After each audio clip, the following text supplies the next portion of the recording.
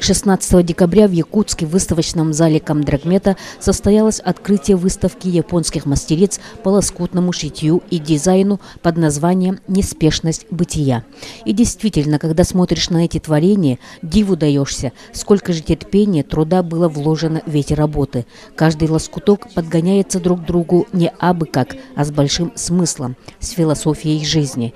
И тут же у вас возникают воспоминания о своих бабушках, прабабушках, мамах, которые тоже по вечерам корпели, создавая такие домашние ковры, которые сразу вносили в дом чувство комфорта и уюта. И, конечно же, красоты, чувство прекрасного и чего-то возвышенного.